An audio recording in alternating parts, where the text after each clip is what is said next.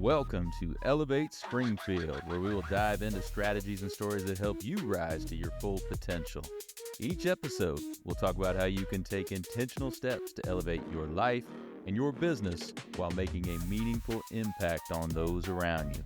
Along the way, we're going to bring in the change makers from our community that are already elevating. We'll bring the actionable strategies, you bring the discipline and follow through, and together we can elevate Springfield. All right, let's go, Springfield. Time to 10x your life, your business, all of it. Time to crush those goals. Time to get after it. Let's go. You are listening to the Elevate Springfield podcast. Robert Farrell here, certified 10X coach, speaker, and mentor, here to bring you actionable strategies. You bring the discipline and follow through, and together we're going to elevate Springfield. We're coming to you again from beautiful downtown Springfield in the Big Dog Construction Studio. Hey, we've got so much going on in Springfield right now. Make sure you are participating. Get out there, network with folks, be a part of the community, support local businesses, support local nonprofits, and let's go. We can all grow together. So, hey, another great episode for you today. We're going to get right to our guest after the break. Hey, Springfield, when it comes to reliable, high-quality roofing, you don't want to leave things to chance. That's why you should reach out to Acosta Angeli Roofing, your local roofing expert, serving Springfield and surrounding communities. From quick, dependable repairs to full replacement, from residential to commercial, they are your trusted pros. Call them today at 217-993-2748 or visit their website to book your free quote and inspection. Don't wait. A little leak now could lead to major damage later. Trust the local experts, protect your home, and get peace of mind with Acosta Angeli Roofing. All right, and we are back. Joining me in the studio now, Brandon Wellman from Navigator Wealth Strategies. Brandon, how you doing today? I'm doing fantastic, Robert. How are you? I'm great. Appreciate you coming in. Yeah. Apologize for the sun hitting you right there. That's coming in just right. It's okay. A little bit. So if that's the worst part of my day, then life's pretty good, right? There you go. Yeah. So, no, I'm looking forward to learning a little bit more about Navigator. But before we do that, let's learn a little bit about Brandon. Tell me about your background, man. Yeah. So I grew up in Santa Barbara, California, and then we moved to Quincy, Illinois after my mom passed. And then I moved to Springfield at the same time that I got into the financial services industry. So I've been in Springfield since 2011 and love the community we have here and always happy to support it. And I just love the fact that it's given me so much and I have opportunities to share that. So financial services, when did you decide, hey, this is what I want to do? Was that always the plan or no? No, I had no idea that that's what was going to happen to me. I thought I was going to be a high school English teacher. So I've got my degree in English, thinking that, that was the path I was going to go on. And my uncle was a manager here locally at Prudential. And I moved here because my wife at the time was going to be going to UIS. And so we were moving to Springfield anyway. And we had my son on the way. And so I needed a real job. So I went to my uncle and said, hey, is there any chance that Prudential's hiring? And it just so happened that they were. And I didn't know anything about the industry or was what I was getting into. Didn't realize that they're kind of always hiring. And, Sure. I thought the stars were aligning and everything was, finally coming my way. And Right. it wasn't until about, 2-3 weeks into the training program that it hit me that this is a career where you really have to know people in the community. And we were just moving from Quincy. I knew nobody. So I was kind of forced to, hey, I got to go meet people. Mm-hmm. So I got very involved with the chamber. I got involved with the Rotary group and just tried to take any opportunity I could to go meet people. Right. Yeah. And that is, in that line of work, you really do have to have a network. And I was 24 when I started, so I was young, and so I grew out my facial hair and tried to do everything that I could to make myself look older. Sure, sure. One of the unintended consequences is that, I've lost quite a bit of hair, but, Right. it's worked to my advantage to make me look more older and experienced, There you right? go. There you go. So the teaching early on, what drew you to teaching? So mother was a teacher, and so I wanted to follow in that path. And I really thought that if I didn't know what I wanted to do, but I thought that teaching would allow me to still write, be creative, do all those things, and just share my love of learning with kids. And that didn't quite happen for me. But what I love about my current role as a financial planner is most of what I do is actually education, right? Except instead of talking about Chaucer or William Blake and all of that, we're talking about finances. There's a big need for that because I think that a lot of people don't get that base level of financial education from the Mhm. schools. And there's a lot to life that revolves around financial things. So being able to educate and help people in that way is one of the most rewarding parts of my career. No doubt about it. Walk us through how you educate your clients. What do you bring them through? Yeah, so it can be from anything from basic financial terms and financial knowledge on how different accounts work. A lot of people don't understand, the difference between their checking, savings, money market, how credit card interest is, accruing, or mortgage interest, car payments, all of those things. But more importantly, what I do is educate them about all the different types of investment accounts there are, right? There's retirement accounts like 401ks, traditional IRAs, Roth IRAs, a non qualified after tax investment, all these different things. But what do they mean for you? How can you make them grow? How do you figure out how much to contribute to that? Because you want to take care of today, but also plan for tomorrow. And just getting your kind of financial foundation in order. Sure. Well, how about we do some educating right here for him? Sure. What's the difference between a traditional and a Roth IRA? Great question. So a traditional IRA is going to be pre-tax dollars. So let's just say I'm making $100,000 a year, and I put 5,000 away into my traditional IRA. Well, from a tax standpoint, I'm only going to pay $95,000 on taxes that year. That other 5% or that 5,000 is now growing tax deferred, and it can grow. Kind of works a little harder for you, right? Mhm. Because Uncle Sam's not getting his cut on that, so that 5,000 continues to grow for you. And then when you get into retirement and you pull that money out, it's all taxable to you. A Roth IRA is all after tax dollars, and then it grows tax free. So if you have that same scenario where you've got $100,000 of earning, you put 5,000 into your Roth, you don't get any tax savings today. So you're still paying taxes on that full 100,000. Mhm. However, when you go to pull that money out, no matter how much it's grown, it's all tax free to you. So it's basically tax me later, tax me now, never again. Right. So what would be the decision making process on which one you should do? Yeah. So it's going to be a very personal question because it just depends on everything else in your financial life. I'm a big fan of the Roth because I think that taxes are most likely going to go up in the future. So I'd rather pay it now. Mhm. But if you're in a situation where, you're on the cusp of entering into another tax bracket or you're looking for those deductions, by all means, that traditional IRA is a huge advantage to being able to accomplish that. So, short answer is it depends. Long answer is there are times for both. And Sure. ideally, you want to start building out different buckets of money because it's not so much about what you make, it's what you keep, right? And Uncle Sam's going to get his cut. So, if you Right. have these different types of money, it allows us to be more flexible in the future for where we're drawing from, especially when it comes to, we talk about diversity inside of a portfolio or diversifying your income streams.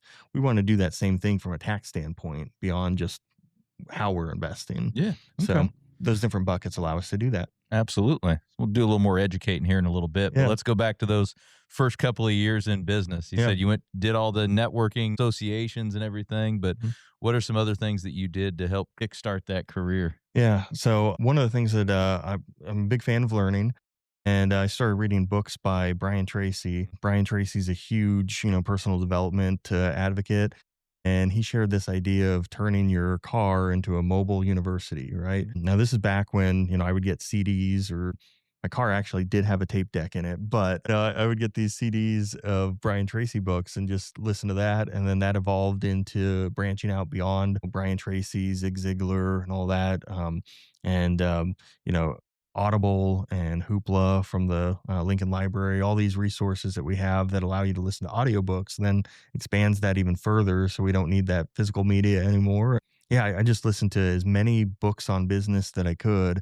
And that really helped give me this roadmap of how do you build this from scratch, right? Right. Brian Tracy actually had this workbook that came in this binder, and you'd fill it out and just how do I build my Yeah. business brick by Uh-huh. brick by brick. And I owe a lot to that because then that gave me the foundation to go beyond Brian Tracy. Yeah, no, I love it. Now in 10X and then Mhm. Grant Cardone, all his strategies and everything, we do a lot of the similar things. And Yeah. we have Cardone University, and I Mhm. turn my car into a university all the time. There you go. Yeah. So listening to his books or listening to some of the training programs that we have embedded in that. So I'm big believer in that. Instead Yeah. of just sitting there listening to music or something or listening to the AM news or something Mhm. on the, get in there, do some learning while you're in the car. Yeah. I love Grant's way of looking at, like, if you're going to two times your business, you might as well try to Yeah, 10x it, right? exactly. Like, you're going to put in that same amount of effort and energy, so let's shoot for the moon. That's right. Let's set those big, massive targets. Let's Yeah. go, and then take that massive action to get there. Yep. Love it. So, with those networking groups, any of them early on that were especially you think successful for you getting into the business? Networking is one of those things, especially in my business, where it's tough to get your true ROI on it, because you never know where someone's heard of you or that. I did a lot of advertising, and I'd like to think that I got something out of that, but I can't bring back any specific thing that brought in that business. But I think it's just about awareness, right? I was listening to your podcast actually, and you talked about best known beats Yeah, best, right? absolutely. And I'm a firm believer in that. Is that, hey, we're all striving to be the best. We're great. We're awesome. But if no one knows who you are, what you can do for them, it doesn't help, That's right? right. So the best way to help people is to let them know that you're here and get out there and meet the people. No doubt about it. Yeah, Grant always his line is always, if they don't know you, they can't flow you. There So you go. if they don't know you, they're not going to be able to do business with you. So Yeah. you got to be out there. You got to be omnipresent. You got to do it all. Yep. So I actually, at one point, I was doing a lot of advertising, never advertised on a billboard, but I had someone come up to me and say, "Hey, I saw your billboard. It looked awesome," and I'm just like, "What's happening here?" right, But right. it's just because, getting out there and just being known, people don't know where Yeah, they people think they associate. see you everywhere Yeah. because you're around so much. Where were some of the places you were advertising early on? Early on, I was advertising in the Springfield Business Journal. Uh-huh. Advertised a lot in. There's some different like local magazines and things like that Mhm. that worked. And Yeah. there was a guy in my office when I first started, and he would talk about how he would advertise in the SJR every day, and he would say, "I don't think I've ever got a return on that SJR advertisement, but Mhm. I'm not going to stop advertising in that," Right. Yeah. because you just never know when someone's going to meet you there. Or it's not that they call you because of that advertisement, but whenever you see them, they recognize you, and it Yeah. gives you more credibility. Yeah, because it takes so many touch points a lot of times for somebody to actually call on you. But whether they seen you in newspaper or the billboard or listen to your commercial on the radio or on TV or saw you on social, it's all those things combined into that one big pot that eventually make that person Right. get to you, I guess. Yep. So being omnipresent, that's what we always try to and strive to be in 10X. Yeah. So what were some of the struggles early on in the business that you had to Oh, get through? man, I'd say early on, it's just, that smile and dial mentality and, getting out there and you got to get through a lot of no's before you get that yes. And I think that was a big challenge, is just learning how to put in the work to grow it, and just being in reality about how much rejection you face to get to that yes. But then also, for me, a hard part of it was just my age. And honestly, part of it too was that I was 24. I didn't have experience. I wouldn't trust me with my money. And so I had to prove why I was able to be trusted, so Sure. trustworthy. Now, the getting through the no's, I think a lot of people that are in any kind of sales, they, underestimate the amount of no's they have to get through and that part of things before they get to the yeses and before they start getting consistent with getting those yeses. So Yeah. especially if you're doing a lot of cold calls and everything, majority of the time it's going to be a no. Yeah. So, and you got to get through all that. Yeah, I got a little bit lucky that I was able to. I was in the Springfield Business Journal's 40 Under 40 Hmm. when I was 25. So I just moved to Springfield like that previous September. And then by that June, I was nominated for the 40 Under 40. And that just gave me this little streamline of Oh, I credibility. bet And, it did. Yeah. hey, I plan on being here for the long haul, right? I've Uh-huh. got people watching. Yeah, and then those types of things are awesome because they Mhm. do they almost give you instant credibility, even if you haven't been in business for too awful long. Which you were 25, so you were barely in business for a year, I guess, Yeah, when you got that. yeah, it was about maybe 8 months or so. And Yeah. yeah, it was a little surreal, but it was really Uh, cool. And it again helped me connect to other people in the community. well, what do you think drove that? Being only in business for 8 months and already get the 40 under. What do you think drove that? Yeah, I think, that I credit it just to, hey, I got to go meet people. So I just met as many people as I could and let them know, who I was and what my mission was and wanted to help people with their money. And I could do that. Right. And if I could just name drop, I'd say Josh Britton Oh helped a yeah. lot. He was someone that I met early on moving to Springfield, and he helped get me connected to a lot of people. And he was one of the people highly involved in the Business Journal at the time. Very cool. Now, how important is that? I mean, to have those people that Mhm. can, one, vouch for you, that can, two, get you in touch with other people and help you network. And Yeah. because when you have somebody like that that's helping you put that foot through the door, it's big. Yeah. It's big. I was an ambassador with the Chamber of Commerce here locally, and a lot of the people in the chamber helped me to just see how you're supposed to interact with people, how Mhm. you network, how you meet people, because I think I'm a type A personality, but I can be shy until I get to know someone, Sure. right? And just watching other people before helps to know how to do that, right? Mhm. So I'm a huge fan of finding mentors because that's going to get you farther. They've walked the path. No doubt about it. Yep. So, how have your strategies changed over the years from those early years to Yeah, now? I'd say the biggest thing is finding time there's so many things that's like, hey, I did that. It worked so well that I stopped doing it, right? Mm. Kind of remembering how the basics happened and all that. And I think that still being involved in the community is super important, and being out there, getting your name, to other groups. I think the local first Springfield is amazing group to get connected to, and just kind of keeping doing what we're doing. But I'm also fortunate enough to not just be me anymore, right? Mhm. So I've got two partners at Navigator Wealth Strategies, Matthew Hutton and Ryan Kaiser, and they've got experience in the industry too. And we're all out there, getting the name, promoting all that. So we're approaching our 1 year anniversary of branding as Navigator Wealth Strategies. So Walk that's us through how that changed because you were originally Mhm. Prudential, right? Now Right. you're Navigator Wealth Strategy. So, Yeah. walk us through that transition. Yeah, so I started with Prudential, and I'm actually still with Prudential. We Mhm. just, over time, trying to get more just name recognition out there and all of that. So moved out of the normal Prudential office and opened up like a they call it an outside private office, but it still had Prudential on the door. And we sent out this was, I don't know, maybe in 2017. We sent out all these mailers to existing clients in Prudential envelopes with Prudential letterhead, Mm. with our Prudential business cards, just letting them know that we moved. And we got a lot of reactions from people saying, well, why did you leave Prudential? And Oh, it's like, I don't know how to make this more clear. right. So for a while, I had Wellman Financial Services, and ended up getting a spot out off we're off Toronto Road, off the frontage road there. Yeah. And then when Matt joined the team, it became apparent that Wellman Financial Services wasn't going to work when we weren't all Wellman, right? And then Ryan Kaiser was actually my trainer when I first started at Prudential, and he had a group called Cornerstone Financial Services, and the three of us started talking. We're all certified financial planners. And we're always looking for kind of that win-win mindset. And we thought, why don't we work together and pool our resources?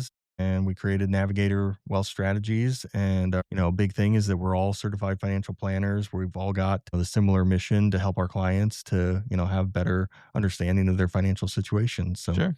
yeah. So you're still attached to Prudential though, but Yeah. under your own umbrella. Yeah, so we're still with Prudential, and we clear through LPL, and yeah, it's worked out well. So it's all one and the same. But the reason that we wanted that DBA, the Navigator Wealth Strategies, is because usually when someone thinks of Prudential, they think of life insurance, Yeah. right? And life insurance is a very important part of your financial picture, your, everything. However, we do a lot more than life insurance, right? Mhm. Honestly, life insurance probably makes up less than 10% of my overall like revenue and everything.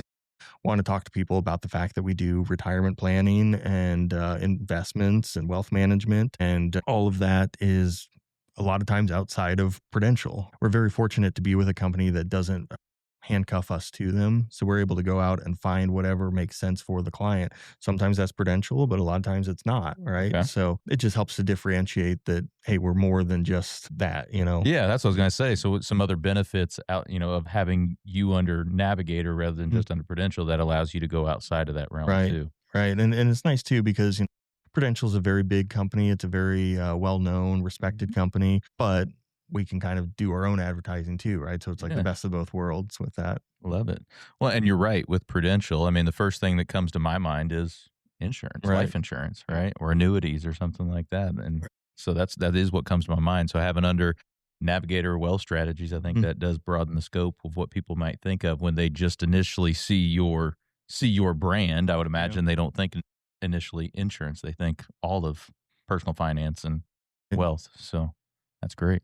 Any other benefits to being under your umbrella rather than just under the Prudential emblem? I think it's just it's able to advertise our own way too. Prudential does a ton of advertising, but for us to be able to kind of go create our own kind of cool things that we wouldn't be able to otherwise is, Right. is neat. And from a client perspective, it just helps to let them know that we can handle whatever it is that you're needing help with. Again, most of what we do is we're very financial planning forward, and wealth management is our biggest piece of the puzzle that Yeah. we work with. Okay. Well, walk us through what you do with a client. If I were to come to you Mhm, today and say, Brandon, I need some help, where do you start mhm. walking Yeah. through with them? So, what we're going to do, Robert, is we're going to get to know Robert, Mhm. right? Sometimes I think people come to us thinking that we're just like stockbrokers or something. We've got like some hot tip, to Right. share, Right. but none of that matters if we don't know what the purpose is, right? Mhm. So we start with the why. We start with who you are and what are your goals, and let us know what you've got going toward those goals. And then we figure out how do we get from A to B. And sometimes that's a short strategy, and most of the time it's a very long term strategy, right? But we Mhm. want to help you get better than where you are today. Love it. Well, speaking of purpose and why, what's your purpose and why? So I'd say that when I first started, it was just survival. Right. Right. I had my son on the way, and I was trying to, figure out how all this worked. But I'm happy to say that it's well beyond that now. And my why is just I want to put people in. I want them to be in a better place after meeting me, right? And we can do that by helping them to make good decisions with their money, and it helps me with my own financial goals, right? My wife and I, we want to make sure that we're leaving a good legacy, not only to our kids, but for our kids, right? We want to improve our community. We want to give back, and we want to do all the things that allow us to do that. So, yeah. Absolutely. So you said, sometimes people think that when you're talking about financial planning that it's the stock tip or Hmm. anything. I mean, do you get a lot of that? Hey, I've got Oh, I've got $20,000. What do I do with it? yeah. What do I? I think that's the question that bugs me the most is when someone just says, "Hey, I got XYZ Yeah, amount. What should I do where with should I it?" put this? And it's Yeah. just like, well, that really depends, right? If Uh-huh. you want to think about, what's the purpose of that money? When are you going to need that money? How much risk are we going to take with that money? All of these things are part of that goes into the equation, right? And it's a lot more nuanced than just where's the best place to put Oh yeah, I this, would imagine. But So, I could see people yeah, doing it. Well, I've got this twenty yeah, thousand that's not earmarked for anything. What yeah, do I do with yeah. it? Where can I put that? And I think a lot of people they don't understand that we want to get the full picture, Yeah. right? We're trying to build this puzzle, right?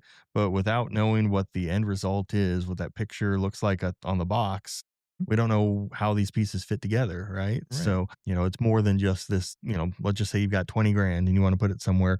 Well, we also need to know what else Yeah. is What there else you and got going on? yeah, and how does this fit into it, right? Mhm. So, Yeah, because you're trying to get them to their overall financial goals and yeah. their purpose and everything, not just a quick, hey, we can make a little money on this right here, right? Yeah. So you mentioned being involved in the community now. Back at the beginning, you were getting into networking groups, but what are you doing out in the community now? Yeah. So, Locally involved in Local First. We just joined that at the end of last year. I think that's a great organization. We support the chamber, and I'm in a couple of smaller networking groups. And then from a larger, more global scale, my industry has an association called Million Dollar Roundtable. I'm very involved with them, but it's specifically for financial advisors, and you have to qualify with certain production levels to be part of that. But as an organization, our goal is to empower financial advisors from around the world to better serve their clients, and we share our best practices, and this is what's working for me, how we're putting people in a better spot. So it's Okay. really cool to be involved in that and get perspective from all over. Yeah. So the $1 million Roundtable, that's not just a Prudential thing or Mhm. a Schwab thing or Yep. whatever. It's a everybody It's an type of industry thing. wide thing. Yeah. So it's really cool. Very cool. And I've got friends, in Australia and Great Britain, Canada, that we talk regularly, and we meet up, and yeah, we're able to share practices from all over. I think that's cool that you have to meet certain Yeah. qualifications production wise, because that gets you a level of person in there that's been in it for a while and can really give great insight into what's going on, and you guys can help each other out, and Yeah. that's awesome. And it's really cool because everyone there is, someone that wants to help someone else, right? We're Mhm. all trying to pull each other up. And, I think of like the King of the Hill game when you were a kid, right? You're pushing everyone off the mountain. Well, Right. instead, we're pulling everybody up and saying, Uh-huh. hey, come enjoy this view with me, right? This is how I built it, and you can too. Love it. So it's really cool. But I'm a big fan of just finding a mentor and following someone that's walked that path before. So organizations like that help me do that. But I thought I saw a post you had recently. Did you speak at one of the $1 million Roundtable y- events here recently? yeah. So I last couple of years, I've we have like in person meetings where we meet globally, and I've spoken at a couple of those. But then last several years, I've been in charge of their virtual events. So we're putting on virtual events for members in between our big meetings and everything. And Uh-huh. yeah, it's been good. So Very cool. very involved, and love. It's one of my ways of giving back to the industry. What are some topics you've talked on there? A lot of it is prospecting. How do we find our clients? And I'm a millennial. I speak in memes. So how do you create memes, and Right. how do you relate that to your clients, and have it be something that you can connect people with. I think bottom line is just how do you connect with people? We had our local first event last week. That Yeah. was a good night. Did you have fun? Yeah, that was great at the Crafted Stag. That, Yeah. that place is awesome. And Awesome, isn't it? Yeah. yeah, I hadn't been in there, and earlier that week I did the interview with Grant, the owner there, and I hadn't been in there yet, and I'm kicking myself that I hadn't been in there yet. But such a cool atmosphere, yeah, so unique. One thing he said was trying to create a space that's unique in an Amazon world, so that's why he has the bar and the barber shop and all the cool stuff in there. yeah, So just a fun night. yeah. It's so cool. I mean, I don't need the barber services, Sure. but Hey, you they know, do hot shaves. oh, You well, get there we that. go. There There you we go. go. But yeah, the bar vibe is really cool. The clothes there are really cool. And actually, that night, I've got a friend that it's his birthday, and he's a puzzler like I am. So we'll spend our Friday nights just working on puzzles and all that. But they had a very cool, unique Abraham Lincoln puzzle that Uh-huh. I haven't seen elsewhere, right? And there's so much cool stuff in that store that you just don't see anywhere else. Right. So yeah, No, it's awesome. they do a great job with their merchandising there and just the vibe and the whole thing. Appreciate their ability to host us that night and everything. Yeah. So looking forward to the next local first Springfield event, which we're partnering up with SILSA, the Central Illinois Customer Service Association, for their March Madness event coming up here in just a couple of weeks. It's gonna be That's fun. awesome. Yeah, SILSA is a great organization. Last year they had this. I don't know if it was like business rules or something, but it was like things that you learn through Ted Lasso. Oh And yeah, it, yeah, it I was was there so at that cool. one. Yeah, That yeah. was a good one. I really like that one. Yeah. Did you go to the one a couple weeks ago? They had a fighter pilot, former fighter pilot. Oh wow. Yeah, it was called Debrief to Win. It was pretty Okay. cool. Yeah, Yeah, I missed that one, yeah, but it was good. It was good. I'll send you his name. He's got a book out there. Be worth a read there. yeah, And he has an online program you can do too. So it was good. He did a nice job. They always have nice speakers there with good content. yeah, that's So awesome. let's flip over to the personal side for a few Yeah. minutes. What are some ways you elevate your life personally? So I'm a big fan of, like I said, personal development. I'm always listening to either podcasts or audiobooks that, help me just get in a better spot, whether that's spiritually, business wise, or, dealing with things with the family, right? Is that. And then one of the things that I've been doing for the last several years is been going on long walks, and there's a lot of trash out there. So I've been picking up trash on these walks. Almost have up to, I think I'm around 450 bags of trash that I picked up while Jeez. doing this. Wow. But I've been taking pictures of, some of the weird stuff that I find on there, and Yeah. started taking pictures of socks. And it wasn't just like a pair of socks. It would just be like one sock on the side of the road, or, Right. something. And it just kept happening until I started posting that on Facebook, and it kind of took on a life of its own. And now I continue to find socks everywhere I go.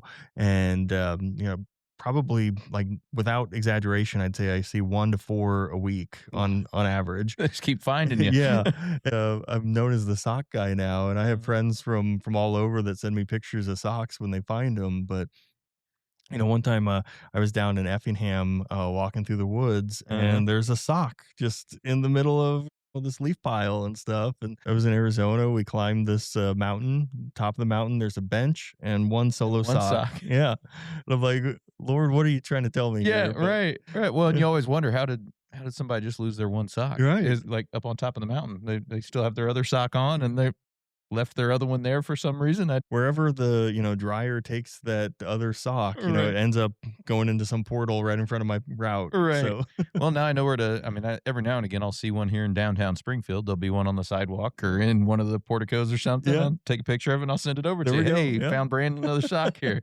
That's funny. That's funny. See it all the time. And, people are always asking me, like, what do you do with these socks? And I'm like, I throw them away. They're gross. Right. Yeah. I don't necessarily want to keep them. I'm not making anything, no quilt or anything. Right. Yeah. Yeah. No, I don't know if I'd want a bunch of dirty socks hanging around either. Yeah. Anything Um, else? well, on that topic of socks, we tried to figure out how do we turn this into something fun. So for our clients, we ended up doing a sock drive, because socks are actually one of the biggest requested items within homeless They shelters. are. Yeah. And so, our clients responded well to that, and kept, we ended up bringing over 300 socks to help out here locally. So that Hmm. was awesome. Cool. So you did, you said you're in Arizona climbing up a mountain. Mhm. You travel a lot. You like traveling? Yeah, Yeah. yeah, love to travel. It's really cool being able to take the family out places. And then I work with Million Dollar Roundtable, takes me all over. So yeah, it's awesome to see the world and get out in it, There you right? go. You got another one coming up for Million Dollar Roundtable anywhere? Yeah, our annual meeting's gonna be in Anaheim, Oh, okay. so, right across from, Disney I was and gonna say, head into everything. Disneyland. Yeah, Yeah. yeah. We had, an event, in Orlando a couple years ago, and, Prudential ended up, having their big, event and stuff in, Disney World, so it was Nice. cool. We got to get this, like, little tour of Epcot Center and all that. Very And cool. yeah. Yeah, we're a Disney family. We've been to Disney many times. That's one of our Uh, favorite places to hop by and see, but we've never been to Disneyland yet. That's one of oh, the yeah? things we've never gone out to Anaheim to check that out. We Yeah. might have to do that. Yeah, you So, should do it sometime. It's pretty fun. yeah, and I don't think we've been around the country a ton, but we've never taken them to California at all, really. So Oh, really? we just Yeah. need to make that trip to California, hit Anaheim and LA and I don't know, San Francisco, make a couple weeks out of it. Yeah. Something, go a few different places. Yeah, so, I grew up in, I was born in Santa Barbara, California. I've Uh-huh. got family out there still and everything, so we're actually gonna be leaving there for spring break, and it'll be fun. So Santa Barbara, or like close on the beach, close to the beach, or We actually My house growing up was, like, right by, like, a beach. Like, oh, okay, we had, I don't know, maybe a half-mile walk to the beach, but it was perfect. nice, nice. Surfer or anything back then? Way back when, I used to boogie board quite a bit. Oh, did you? So, yeah. Okay, yeah, that's always fun. Yeah. I'll have to head out there. Any recommendations for where if I was to go out to California, what would be your top place to go? I don't know. It just depends what you're looking to do, right? I really like Pasadena because you're close enough to LA without being in LA, Okay, so you can go see all the sights and everything. And yeah, well, there you it's go. a kind of cool older town and Uh-huh. everything. All right, well, I'll hit Pasadena. I'll hit Anaheim. I'll go down to San Diego. I don't know. We'll see. There you go. Just take the whole state. The place I want to go with my family sometime is the Redwoods up north. Oh yeah. Yeah. Uh-huh. That'd be cool. Definitely. Well, Brandon, let's do just a little bit more educating for folks. Yeah. Are there, I don't know, any misconceptions that you see a lot? Anything that people ask you about a lot that most of the time might be ill-informed or misinformed about? I think a lot of people are, the stock market, they look at that and, maybe they've had some experience with it that wasn't favorable and all that. But long term, the market has had incredible results, right? And I think that understanding that short term volatility should not scare you out of these long term goals, right? But I see people acting very emotionally and quickly when things go up and down and everything. But if you just give it enough time, you should have success. Yeah, because over the long haul, what's the stock market average is 12% or Yeah, something yeah, over the long haul, right. Depending on what time period you're looking at, it's over 10% Yeah. long term. Yeah. So you just got to not freak out Yeah. on the dip. Sometimes on the dip is the time to reinvest. I So, think too, another kind of misnomer that people have is that a financial planner is going to set you on a budget and going to control your money for you. And then you lose some freedom. We're all about just educating you and trying to help you see how to hit these goals, right? And a lot of that has to do with just helping you to build these habits or foundations so that you have long-term success. It's not necessarily about restricting you, but sometimes if you have this kind of plan in place, it gives you more freedom than you think. yeah, no doubt about it. So what are you most proud of with in your first a little over a year, I guess, as Navigator Wealth Strategies? Yeah, I'd say the thing I'm most proud of is just our team and staying focused on the mission and all that. But Mhm. yeah, we've got it's myself, Matt Hutton, Ryan Kaiser, and then my wife Heather works with us. We've got Yvonne with us as well, and it's a good team and just building it together. Love it. So. Love it. Well, so much great stuff. I like to close with these last couple of things, Brandon. Mhm. So let's give the audience a piece of advice, one on the personal side, one on the professional side, to help them elevate their life or business. Yeah, I'd say that, from a personal perspective, it's never as good as it seems. It's never as bad as it seems. Keep moving forward and it's going to be okay. Professional is kind of the same thing, right? It- I think that really got me through a lot of my early years. It's just like, when times were tough, it's like, hey, let's just take a step back, look at this from another angle, and perspective's an amazing thing. Keep pushing. Yeah, Keep pushing. Keep taking action. Yep. Let's go. And is there anything we can do community wide to help all of us here elevate Springfield or the surrounding communities? Let's clean up our city, and I'm trying to do my trash walks to do that personally. But let's all just be more mindful of where we're putting our trash. Yeah, absolutely. You're certainly doing your part there. You said 450 bags of trash. Yes, Yeah. it's a little bit shy of that right now, Yeah. but we're getting pretty close to that number. So. If everybody out there could maybe just do at least one bag of trash, Yeah. we'd be sitting pretty, wouldn't we? Yeah. So, well, Brandon, great stuff today. Remind everybody where they can go to find out more about you and find out more about Navigator Wealth Strategies. Yeah, so Navigator Wealth Strategies, we're at 6300 South 6th Street, Frontage Road E, which is a bit of a mouthful sometimes. So we're off Toronto Road and that Frontage Road, kind of old down by the same road as the old hen house used to be. We've got www.navigatorwealthstrategies.com, and our phone number is 217-679-4199. There you go. And we sat here long enough for that sun to move a little bit. There It's we not go. not in your face anymore, isn't it? See, it's never as bad as That's you right. think it is, That's right. It only Just- lasted about the first 15 minutes of the interview. Right. Gave you a little shine there. There we So, go. Well, appreciate you coming and visiting with me today. It Yeah. was fun. Thanks for having me. This was a lot of fun. Absolutely. Well, we're going to let Brandon get back to elevating Springfield, but for the rest of y'all, we'll be right back. Looking for expert tree care with hometown integrity? Look no further than Sangamon Tree Service. They're your trusted local pros, delivering quality workmanship, exceptional customer service, and fair, honest pricing every time. Whether it's trimming, removal, or storm cleanup, their team brings professionalism and care to every job, big or small.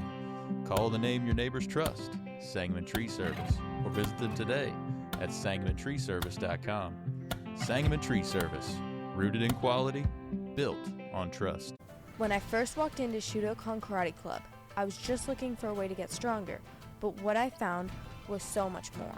Here we train in traditional karate, the real stuff, passed down through generations. Every punch, every kata has purpose. I've learned self-discipline, confidence, and how to protect myself. Not just in class, but in real life. It's not about being aggressive, it's about being prepared. This is more than a club, it's a way of life. Join us at Shudo-Kon. Traditional, powerful, real. Ki!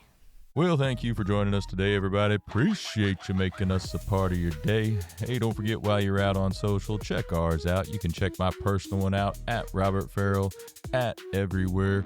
Check out those Elevate Springfield pages, those Big Dog Business Coaching pages as well. Check us out over on YouTube. Give us a subscribe, give us a like or a follow on any of those channels. We would certainly appreciate it. So hey, take what you learned today. You bring the discipline and follow through, and together, that's right, y'all, we're going to elevate Springfield. Be great. Looking for personalized insurance with hometown care? David Hilst, American Family Insurance Agents, here to help you protect what matters most: your family, your home, and your dreams. Whether it's auto, home, life, business, David and his team are proud to serve the Springfield community with trusted advice and reliable coverage. Local service, real relationships, peace of mind. Call today or stop by their office. They can build your dream protection plan together. Call 217-726-6343